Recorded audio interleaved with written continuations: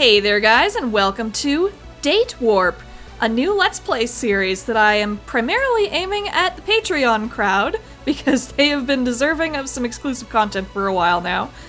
This will be released in the future to the channel as well, so if you're watching that in the future, welcome to everyone else as well.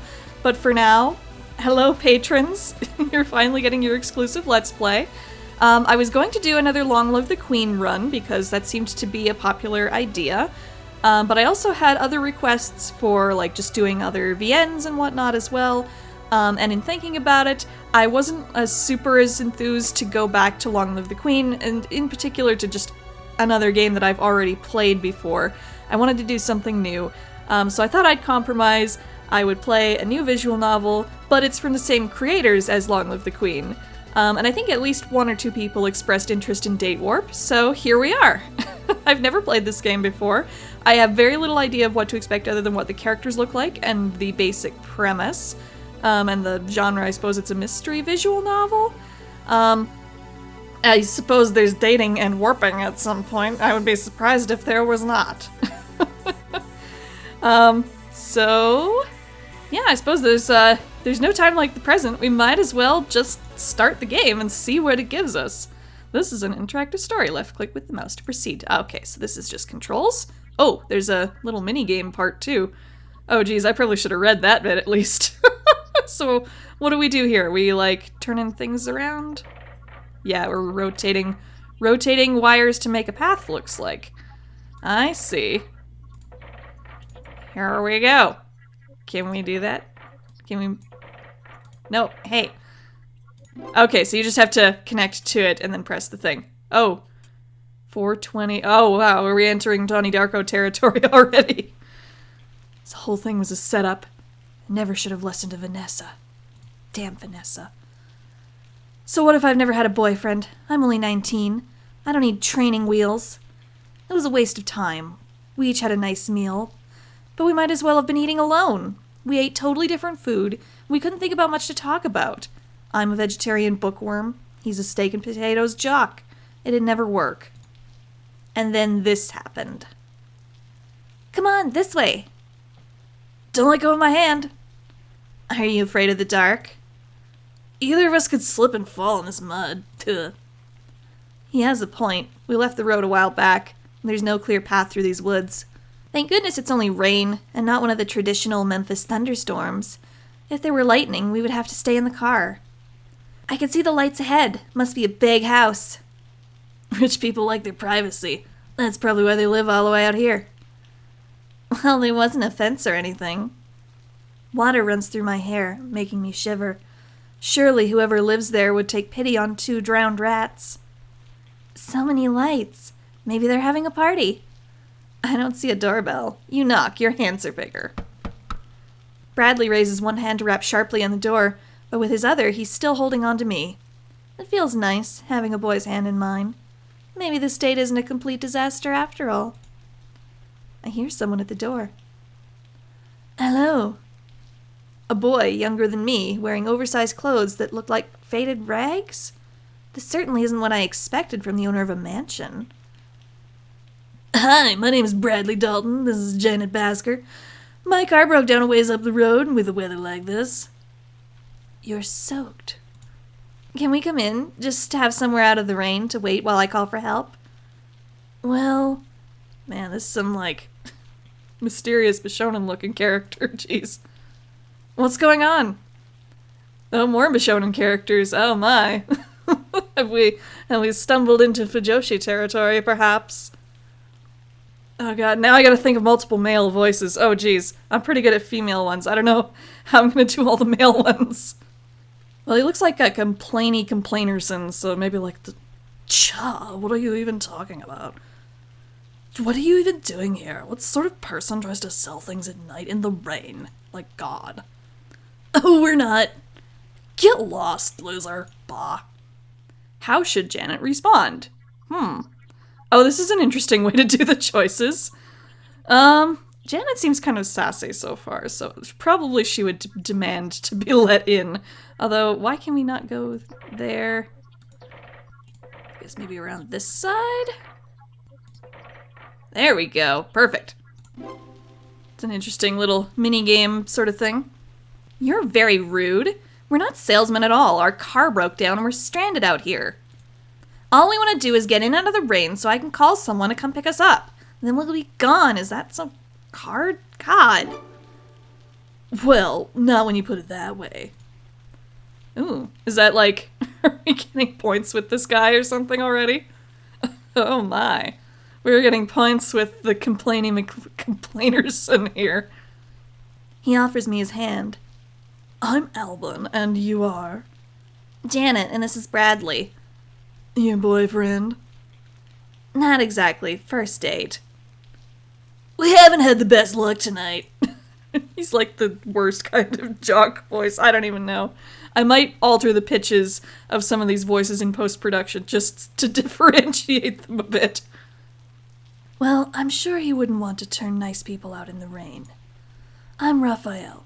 Come in before you freeze and wipe your feet.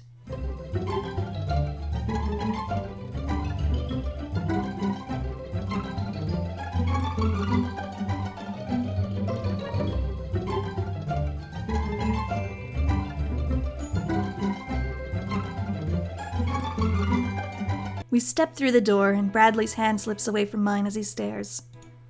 I've seen decor like this at the Orpheum, but I can't imagine actually living in it. Don't forget your shoes. We do our best to scrape off the mud, but I can see him eyeing the carpet nervously. I wonder if he's some kind of domestic? What does that mean? We could take them off and leave them outside. No, we're not staying long. We should stay ready to go. Then on the balcony overhead, I notice a figure. A man wrapped in... Oh, jeez, we're running into all the cute guys. A man wrapped in a silk robe descends the stairs with the grace of a queen. This must be the owner of the mansion. Nathaniel, these are Janet and Bradley. Their car broke down. He looks sort of upper crust. Perhaps I should do like a faux British thing, but I'm so bad at that. Although he's soft-spoken looking too. So, how do you do? How do you do? I'm Nathaniel. How do you do? Very well, thank you. You have a lovely house. We're lucky to be nearby. There's not much out there but trees. Yes, it's a bit isolated. It's not often that anyone stops here. Don't worry, we'll be on our way soon. He taps me on the arm. Your phone? Right. I dig my mobile out of my purse and turn it on. I had it switched off earlier for the movie. What a strange-looking phone. No, it isn't. It just looks like half the phones that come out lately. Maybe the only cell phones he's seen are designer brands studded with diamonds or something. It's not connecting. I can't get a signal. Of course you can't. Cell phones never work in horror and mystery situations, it seems. Anyways, the walls may be too thick to penetrate, oh no! Should I go back outside? Oh, you're welcome to use my phone, of course. Thanks. The nearest is right through here. He gestures to a side hallway. I look at Bradley, who shrugs. There you go, my shoes are in worse shape. I step onto the red carpet and follow Nathaniel further into the house, trying not to drip on anything. Are these all antiques? Reproduction, mostly, although they have some age of their own. Are you a connoisseur? Not really. I like grandfather clocks, though. I don't. I got rid of mine. Oh, God. He looks so sinister right there. Please don't tell me you bumped off your grandfather or something. Here's the phone. True to style, it's beautifully old-fashioned, all gold and porcelain, with a rotary dial. Oh, my. I cautiously pick up the handset and hold it to my ear, but I can't hear anything. Do I need to do something special to make this work? I can't get a dial tone. Let me see. He takes the handset and taps the receiver a few times. Nothing. The lines must be down. Is the storm that serious? It's raining buckets out there, but the wind didn't seem that bad. Maybe it's getting worse. There are a lot of trees out there. I suppose it would be easy for something to go wrong. Perhaps you should wait it out then. Come on. What? I'm getting Vice Kreutz flashbacks, I swear I am. The guy in the middle, Nathaniel, he looks kind of like Omi, if you've ever seen that show. And Bradley looks like an orange-haired Ken. And we've got, like, slightly more effeminate Yoji.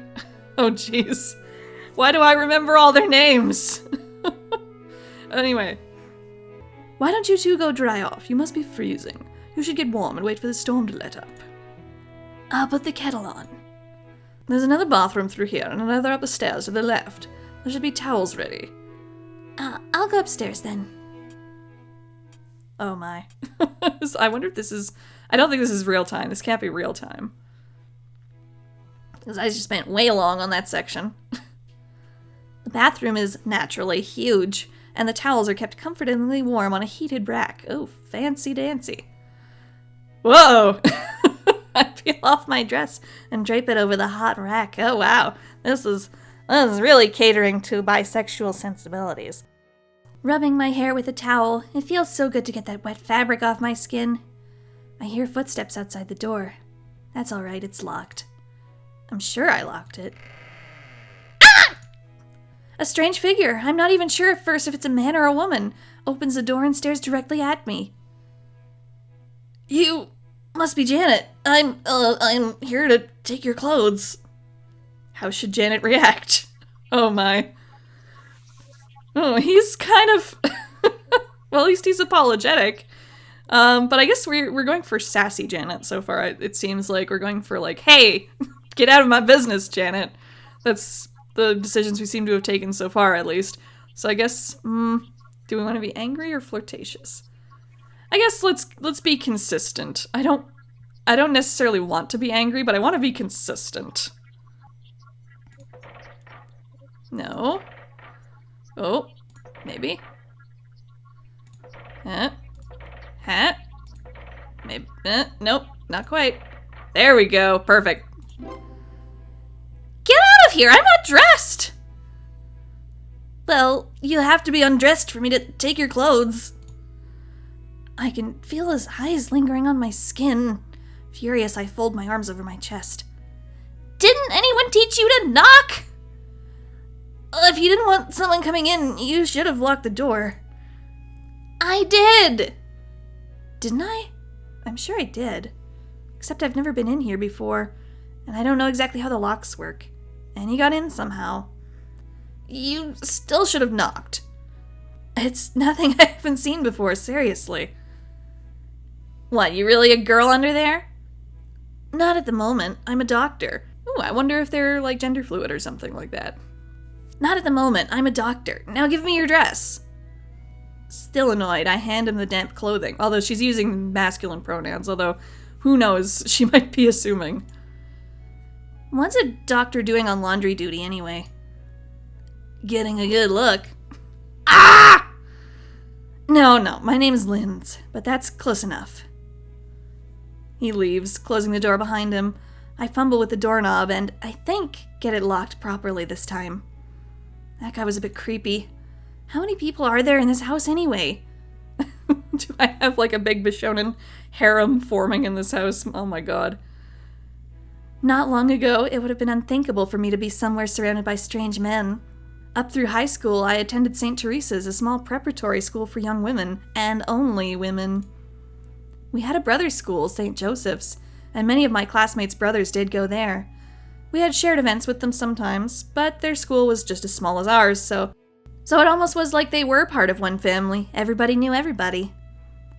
Perhaps that's why, even when I became a teenager, I could never be interested in dating. All those boys were like annoying siblings. Who could swoon over them? My parents raised me to expect perfection, a clever, rich, handsome hero who could dance and sing and ride to my wedding on a white horse covered in flowers. Oh my. Back then, I wasn't willing to settle for less. Not that I was getting a lot of offers. I saw the boys as annoying relatives. They saw me as a bossy little know-it-all. In grades, I was the top of my class, for all the good it did me, but in popularity, more like the opposite. Oh wow, poor you, so smart, so many good grades, so pretty, and yet nobody will date you. Oh, this is feeling very Hollywood right now. But in popularity, more like the opposite, and I didn't realize at the time what the consequences would be. Then I came to university, and no one had any idea who I was, and first impressions were everything. I could get away from my reputation, start over, fit in, as long as I didn't screw it up. Never show fear, never show weakness. I wrap the towel around myself and sit on the floor to wait for my clothes. So clearly, that second number there is hours and not minutes. So, right, this takes place over the course of a few days, doesn't it? I think I remember that from the blurb, the plot blurb. Once I'm dressed and dry, I venture downstairs to find Bradley and Raphael waiting for me. How do you take your tea? Milk, 1 sugar, thanks. I'll be right back. He walks off through one of the many doors. It must be like a maze out there. I don't know how I'd find anyone. Are you alright? Oh, I'm fine. Some weird guy tried to walk in on me while I was changing clothes. Oh. It happened to me too. I'm sure it's perfectly normal. The upper class have servants to dress them. They probably don't think about privacy. There's just something a little strange about them. Just keep your eyes open. Here's your tea. Would you like any cookies? No thanks. I don't like having sweets late at night. I sip carefully at the drink, enjoying its warmth. Have you lived here long? I don't live here. We're just visiting. I wonder who he means by we. Where from? We have an apartment in the city, but we moved here from the west. You have family out there? Yes. So, how do you know Nathaniel? He's very nice, isn't he? What? That completely did not answer my question. What about you? What do you do? I'm a freshman at Brooke College. Is that around here? Yes, it's a small liberal arts school down by the park. I don't know much about colleges. I wonder how old he is. He looks like he might be in high school or a dropout. But if he is, it would be so rude to ask. Are you sure you don't want any cookies or something else? Nah, I think we're good. Right, I'll just go check on things then. He hurries into the house. It's getting pretty late, isn't it? Yes, quite. Ah! Don't sneak up on us like that! Sorry, into my higher-pitched voice there. Sorry, I did not mean to startle you. It is getting rather late, and this storm shows no sign of letting up. Phones are still down, and I don't expect they'll send any workers out to fix the lines before morning. If you like, you two could spend the night here. I have plenty of spare bedrooms. I don't... Oh, we'd love that! Thanks so much, man! Huh? First he was saying there's something strange about these people. Now he wants to sleep here? I don't have a lot of choices, though. I really don't want to stand on the road alone in the dark trying to get a ride. Okay. Right then. Would you like 1 bedroom or 2? Should Janet share a room with Brad? Well, he seems nice enough so far. Are we gonna go for... I don't know if we're going for a specific guy right now or anything like that. Are we going for one? Are we going with Bradley or are we going with someone else? I don't know. What would be consistent for our characterization so far? We're kind of sassy and angry and doing things our own way. We're also quite concerned about the situation. I think we're also concerned about Bradley and we're like, wait a minute, why is he acting weird? So I think we probably should keep an eye on him and see what's up with that. So let's see if we can make our way to share a room. I wonder if this minigame is going to, like, lead to some kind of situation where you can't, get certain choices at some point? There we go. Share a room. We can share. I don't want to put you to too much trouble. As you wish. Out of the corner of my eye, I can see Bradley nodding at me out of approval, so we are going for Bradley, sort of. Nathaniel shows us what's obviously a spare bedroom. It's clean and well presented, but very plain. There are some pajamas under the duvet. They should be large enough to fit. You know where the bathroom is, and you shouldn't need anything from the rest of the house. All right? Yeah, we're fine. I'll see you in the morning, then. Pleasant dreams. He closes the door behind him. As soon as he's gone, I turn on Bradley. What's with you? First you were saying these people were weird and we couldn't trust them, and then all of a sudden you want to spend the night? That's not quite what I said. I mean, they're strangers, that's all. It's dangerous out there in the rain, and we're better off inside. As long as we stick together, we can watch out for each other. Just so you know, I agreed to share a room with you, but that's all. But, oh, no, of course not. No, I don't know what you're talking about. I'm not the kind of guy to sleep with a guy on the first date, don't worry. I know, I just had to be sure. What do you mean, you know? You have a reputation. I suppose I do. Vanessa was right. He's harmless. Aw, sweetie. When she realizes I'm not coming back to our room tonight, what will she think? That maybe Bradley's found a girl he was looking for after all? I wonder if my hallmates placed bets on it. Oh. Will they believe that nothing happened? Or will they be teasing me about this for the rest of the semester? You can have the bed. I'll sleep on the floor. Don't be silly. I've shared beds with friends before. There's nothing wrong with it. Yes, they were girlfriends, but so what? If I couldn't trust him, I wouldn't share a room with him at all. There's no reason for him to suffer just because he's a boy. We settle in for the night. It's hard to get to sleep in a strange place, listening to someone else's breathing. Bradley's still wearing all his clothes, even his jacket. The metal bits click gently when he shifts. Ugh. Rain rattles and thumps against the window panes. Distant creaks tremble through the house. I never did get a straight answer about how many boys are here or why. There are at least 5 boys in the house with me. For a practice date, Bradley's not so bad. He's a bit old-fashioned, holding doors for me, wanting to order for me, offering to sleep on the floor, so on. It's polite, but kind of impersonal. I guess I'm probably doing the wrong kind of voice for Bradley in that case with like a jock voice, but whatever. It's going in that direction now. I feel like he acts this way because I'm a girl and that's how he thinks you're supposed to treat girls. He used those manners on dozens of them. It's not because he likes me. Bradley's not my type. I don't think he has any interests besides sports and cars. Well, maybe. Well. Still, it's nice to have someone pay attention to me, even if it's not real. Then there's Raphael, the blonde boy at the door. He's so helpful and sweet, like a little kid. Most boys at high school and university are loud and vulgar. Of course, if he works here, it's probably his job to be polite. I'd think a butler would be better dressed. Maybe he was in the middle of cleaning? He said he was just visiting, but that might mean he's a temporary employee. Lynn's also appears to work here, although I'm not sure what his position is, what their position is, I don't know. I've always thought boys with glasses were cute, but there's something slightly creepy about them. Nathaniel and his house seem like they come from a different world, one of luxurious refinement. My family's far from poor, but we don't live anything like this. Yet he offered to help us right away without asking anything in return. We're strangers, and he opened his home to us. He's kind and generous, or else just a rich eccentric.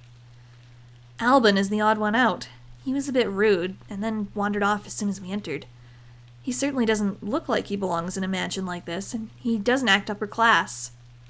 He looks more like someone you'd give a wide berth to if you were walking alone at night, whether that judgment was fair or not. Doesn't really matter. In the morning we'll be gone. Or will you? I don't know. Well, I think at that point, this is probably a good point to end the first episode, since we seem to have ended a first section of sorts. So, I hope you guys enjoyed the first section and look forward to more of these. I hope to do one at least once a Sunday.